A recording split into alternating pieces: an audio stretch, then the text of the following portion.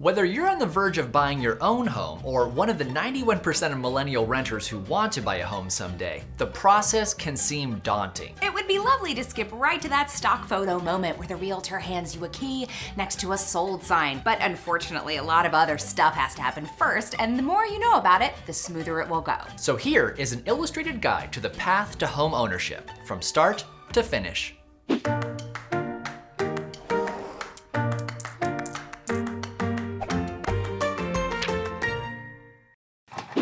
Many people jump right into finding a realtor or visiting open houses, but the most practical first step is making sure you can get a loan. Unless you're paying in cash, in which case you get to skip ahead a few squares. But for most of us, the first order of business is choosing a loan officer. This is the person who will secure a mortgage loan on your behalf. Fun fact, I used to be a loan officer myself, and I highly recommend sourcing this person on personal referral. The loan officer will have you fill out a pre-approval application that will include your income, credit history, and current assets. You'll also have to provide documentation like pay stubs, bank statements, and tax returns. Be prepared to share more financial information with this person than you do with practically anyone else. In return, he or she will help match you to a loan that's right for you. There are many different types of loans, but generally speaking, the better your credit history and the more money you can put towards the down payment, the better your terms will be.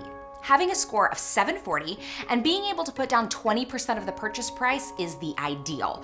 But as long as you have a credit score of around 680 and a down payment of at least 3.5%, your loan officer will be able to provide you with some decent options. The loan officer will also help you decide how expensive a house you can qualify for and give you an idea what kind of closing costs to expect. Closing costs are all the extra expenses that you'll have to pay to finalize the deal, and you should anticipate them to total around 2% of the purchase price. Remember, your loan officer is not your financial planner. It's up to you to know how much you're willing to shell out in total and how large a monthly payment is comfortable for you. And keep in mind that you don't have to have all your ducks in a row in order to reach out to a loan officer, even if you're not quite ready to buy. They'll be happy to talk with you and tell you what you need to prepare. If everything checks out, in a day or two, you will be pre-approved for a home loan. And now it's time to add a new member to your team, the realtor. Your realtor is your personal shopper and chief negotiator. It's their job to find you the home of your dreams and help you make a competitive offer. Realtors are not hard to come by, so it's especially important that you pick one with good reviews or has been personally recommended. Like your loan officer, your realtor typically works on commission, which means they don't get paid until the deal is done. So they'll be eager to get you into a home as fast as they can. Now comes the part most people look forward to: finding a house. After looking at countless pictures online and touring interiors, at some point, hopefully, you'll zero in on the house that fits all the criteria you're looking for. So what comes next? You and your realtor will submit a formal offer to the owner, accompanied by a letter of pre-approval from the loan officer to prove that you can afford it. If they accept, the clock starts ticking on the purchase process. From here on out, it's important that you don't change anything about your financial situation.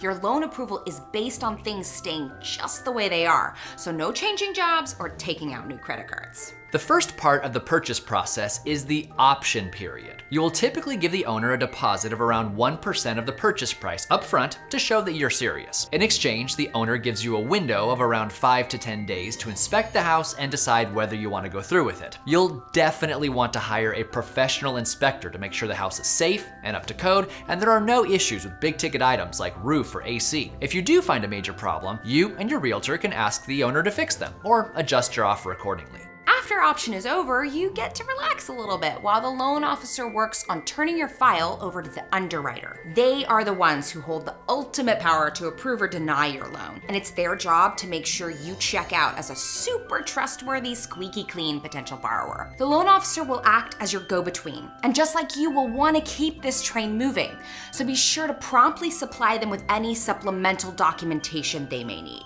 Once the underwriter gives you the all clear, you will be clear to close. It's almost closing day. Time to get your checkbook out. By this point, your loan officer should be able to give you a definitive number of how much you owe in down payment and closing costs. This money is actually owed to a lot of different parties, but to make it simple, you'll pay it all to a title company, whose job it is to make sure it gets to the right people. You'll also have to show up in person to sign a big stack of papers, which are then sent back to the mortgage company, and once they verify it, congratulations, you own a home. Even though the process is legally wrapped up, there's a couple more things to keep in mind. Your first mortgage payment is typically due the second month after closing. So if you close on June 15th, expect to write that first mortgage check in August. And don't forget about moving costs. Even if you don't hire professional moving services, there's utility setup costs, restocking the pantry, replacing items that get broken in the move, or buying pizza and beer for your dear friends that help you out. No doubt about it, buying a house is a big endeavor. And like most big endeavors, the most important steps come early on. Making sure you have enough money saved and recruiting the right team members. And that's our 2 cents.